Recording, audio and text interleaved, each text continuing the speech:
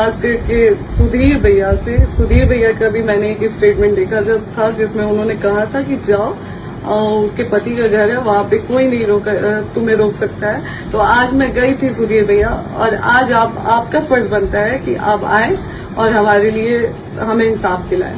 खास करके सुधीर भैया से, ब्रिजभूषण भैया जी से और धनंजय भैया जी से, सुशील भैया से, ब्रिजेश भैया से हाथ जोड़ के विनती करती हूँ। छोड़ते हैं तो आपको भरण पोषण के लिए कुछ दिया जाता है जो पति द्वारा दिया जाता है। अगर आप पता नहीं कैसे लोग हैं, समझते नहीं है कि अगर मैं ना भी मांगू तो मुझे मेरे पति में जो है वो मेरा अधिकार बनता है, तो मेरा अधिकार है वो, और मैंने मांगा नहीं है। अगर ऐसा कुछ होता तो वो एक प्रोसेस होता है जो पत्नी के भरण पोषण के लिए दिया जाता है। आप बताइए, आज समाज से मैं पूछती हूँ कि अगर मुझे पवन जी छोड़ देते हैं तो मेरे पास कुछ है जीने के लिए। मैं बीए फर्स्ट ईयर में थी जब मेरी शादी हुई थी, तो मुझे तो अपनी पढ़ाई भी पूरी करने का टाइम नहीं दिया गया।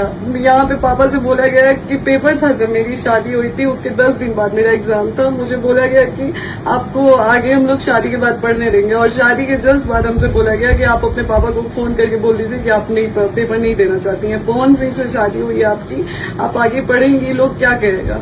ये सारी चीजें ऐसे दबाव देके मुझे पढ़ने भी नहीं दिया गया।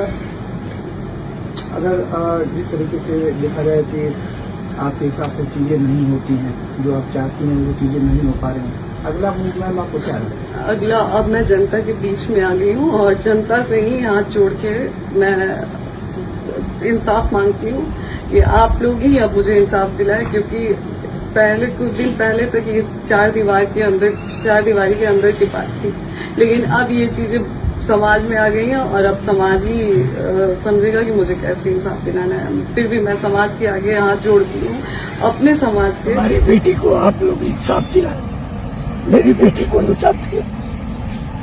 चलिए ढाढ़स रखिए, बिटिया को पहले संभालना है। ढाढ़स रखिए, आप ढाढ़स रखिए।